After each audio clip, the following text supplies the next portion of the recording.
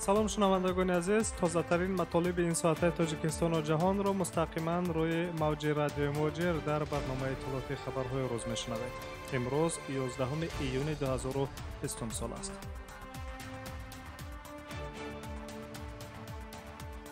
хабарҳои ин соатаро аз тоҷикистон шурӯъ мекунем.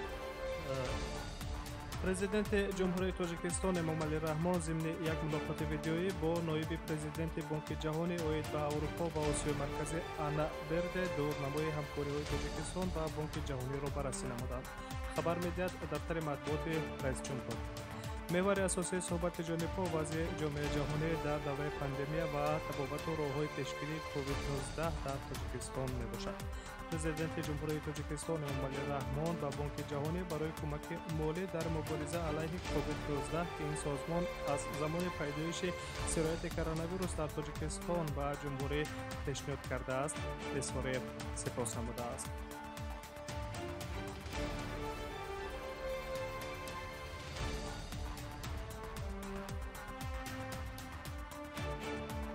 хабарҳоро идома медиҳем ва аз душанбе ба русия бармегардем. ҷалби муҳоҷирони кореяи тоҷик дар мавсими имсола ва бахшҳои иқтисодӣ, саноатӣ ва кишоварзӣ, ҳифзи ҳуқуқҳои қонунии онҳо ҳангоми будубош дар кишвари мизбон, ҷалби сармоягузории хориҷӣ дар иқтисоди Тоҷикистон ва таҳкиму тавсеаи ҳамкориҳои вилояти Челябински Федератсияи Русия бо ҷумҳурияи Тоҷикистон аз меҳвари суҳбат дар мулоқоти намояндагони ҳукумати ин вилоят бо консули генералии ҷумҳурияи Тоҷикистон дар шаҳри Екатеринбурги Федератсияи Русия буд.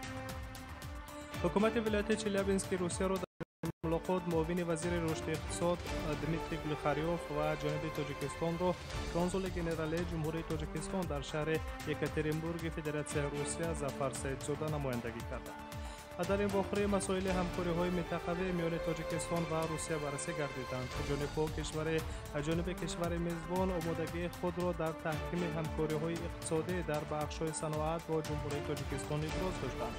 чун ҳадафи чоруми стратегияи ҷумҳурияи Тоҷикистон саноатикунонӣ бо суръат ва таҷрибаи ҷаҳонӣ мебошад. Тоҷикистон ҳавасманд аст ки баҳри рушди иқтисод ва густаришёбии соҳаи саноати мамлакат, таъмини ҷойҳои корӣ ва баландбардоштани сатҳи зиндагии мардум бо сармоягузорон ва шарикони хориҷӣ ин ҳадафҳоро амалӣ созад, иброз дошт консули генералии ҷумҳурияи Тоҷикистон дар шаҳри Екатеринбурги Федератсияи Русия Саидзода Зафар Шералӣ дар суҳбати телефонӣ бо бахши хабарии радиои муҳоҷир.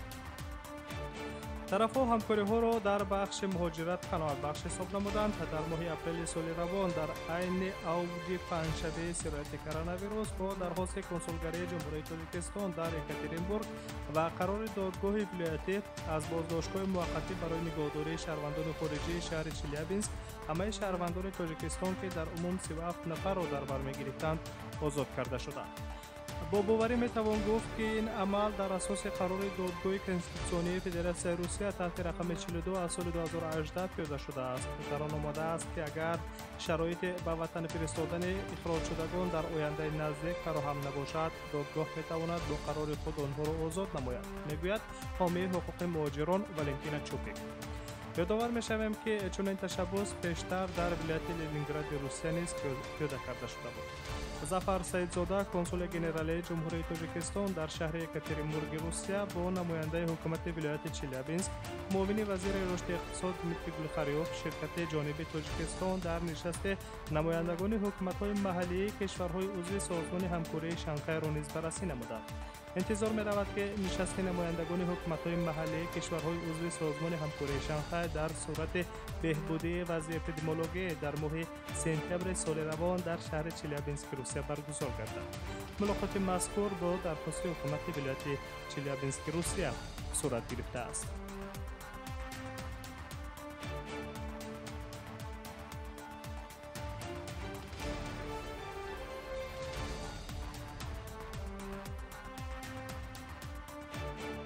хабарҳои рӯзро шумо мустақиман мешунавед. масҷидҳо дар Тоҷикистон ки бар асари пандемияи коронавирус баста шудаанд бо қарори мақомот дубора ба кор дароварда мешаванд, гуфтааст ба хабаргузориҳои мустақил сухангӯи Кумитаи дин, танзими анъана ва ҷашну маросимҳои ҷумҳурӣ Афшин Муқим. گشودن مسجدها و اجازت برای برگزاری جشن و مراسم‌ها از قرار ستاد جمهوری اوید به پیشگیری از کرونا ویروس وابسته است، اما ما در موافقه با وزارت تندرستی کارهای آمادگی داریم. علاوه داشته است افشین مقیم سخنگوی کمیته دین. از جمله کمیته دین در همکاری با دیگر نهادهای ضد دخل کشور کارهای بی‌ضررگردانی را در مسجدها تقویت بخشیدند. سخنگوی کمیته دین علاوه کرده است که مسئله بررسی شده شوی مسجدهای دیگر کشورها را نظارت می‌کنند. همین طور در جمهوری‌های همسایه افغانستان، ازبکستان و قرقیزستان نیز مؤسسه‌های دینی بنابر وضع دشوار اپیدمیولوژی هنوز هم بسته‌اند.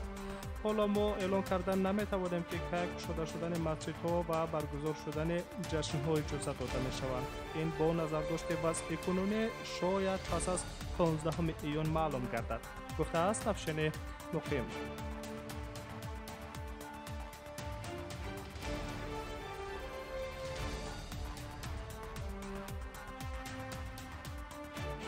از تاجیکستان به ترکمنستان می رویم. در ترکمنستان اوج گرفتن بیماری التهاب شش در بین اهالی به وجود آمده است. طور رادیو اساتلیک می نویسد حالا بیمارخانه کسلی‌های سیرایتی اشخاباد پر از بیماران است. به گفته کارمندان مرکز پیشگیری و تبابت بیماری‌های سیرایتی که از افشای نامشون خودداری کردند، اوج بیماری جدی است. بعضی بیماران در حالت وزنین قرار دارند که حالت‌های مرگ‌آور نیز الکی به قید گرفته شده است. اما تا حال رادیو اساتلیک نتوانسته است از مرکز پیشگیری و تبابت بیماری‌های سیرایتی پایتخت ترکمنستان توضیح رسمی بگیرد. طبق رده‌بندی گروه دیپ کناولایچ وضع اپیدمیولوژی در ترکمنستان که مقامات این کشور موجود نبودن کووید 19 را همواره اعلان می‌کنند در آسیای مرکزی از همه خطرناک دانسته می‌شود. ترکمنستان با توصیه‌های سازمان جهانی تندرستی اوید به پیشگیری و پنه‌شوی سرایت از جمله نگاه داشتن مسئله اجتماعی و یک قطار چاره‌های گیگینی با مانند پوشیدن نقاب‌های طبی و استفاده رسپیراتور را تا حال عملی نکرده است.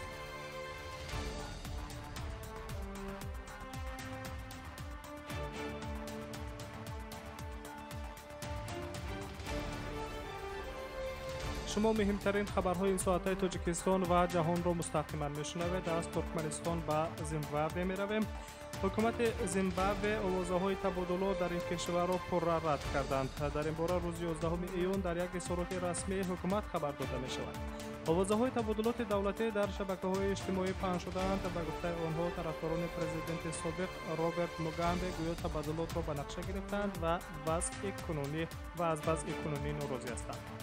حکومت زیمبابوه این آوازه‌ها را که هدف پنهان کنندگانش ویران کردن ساخت کنستیتوسیونی دولت، پس زدن ایمیج پرزیدنت کنونی و ایجاد بی‌سر و سامانی در کشور است رد می‌کند، گفته می‌شود در اظهارات رسمی حکومت زیمبابوه. یادآور می‌شویم که ماه نوامبر سال 2017 در زیمبابوه تبادلات رخ داد که آن به حکمرانی طولانی پرزیدنت سابق رابرت موگامبه خاتمه بخشید. امرسون منانگاگا پرزیدنت نو گردید که حالا دوره اول پرزیدنتی خود را در این کشور فقیرترین قاره افریقا پیش برده ایستاده است.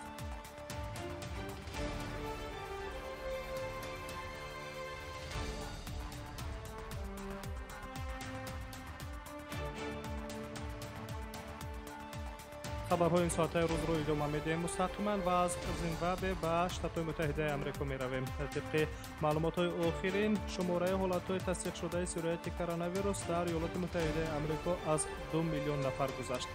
ایالت اریزونا روز 10 ایون شماره رکوردی بیماران کووید 19 را ثبت کرده است. اوج پس از روز یاد بود وقتی ثبت شد که در جایهای سیاحی مردمان زیاد گشت و گذار کردند. ایالت تگزاس، فلوریدا و کارولینای شمالی که اولین شده چاره‌های کرانتینی را کاهش دادند، اینچنین شماره رکوردی نوی کووید 19 را اعلان داشتند. موافق معلومات دانشگاه جان هاپکینس شماره سرایت یافتگان ویروس کووید 19 در ایالات متحده آمریکا از مرز 2 میلیون نفر گذشته است و در مجموع در این کشور تقریبا 113,000 فوت از کرونا ویروس به قید گرفته شده است که این از 4/1 همه فوت‌های به قید گرفته شده از کووید 19 در جهان میباشد. این معلومات یک روز پس از آن رسید که سازمان عمومی جهانی تندرستی خبر داد که امریکای لاتینی مرکز نو این بیماری گردید که در آن بیش از 70,000 نفر قربانی کرونا ویروس گردیدند. در برزیل که در آن قریب 40,000 مرگ بیماران گرفتار به کرونا ویروس به قید گرفته شده است، در 24 ساعت اخیر زیاد از 1200 نفر جان باختند. با وجود افزایش یافتن شماره فوت و افزایش بیماری‌ها، ده‌ها شهرهای برزیل از 11 ایون چاره‌های محدود کننده دوره کرانتینی را کاهش دادند.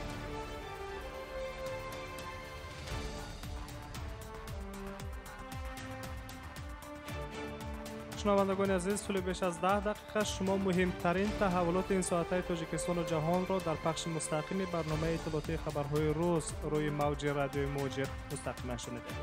با شما خداحافظی نمی‌کنیم. برنامه‌های دیگر رادیوی مهاجر را در روی موج رادیو پیگیری کنید و در ساعت‌های بعدی ما شما را با مهمترین خبرهای تاجیکستان و جهان آشنا خواهیم ساخت. سلامت باشید.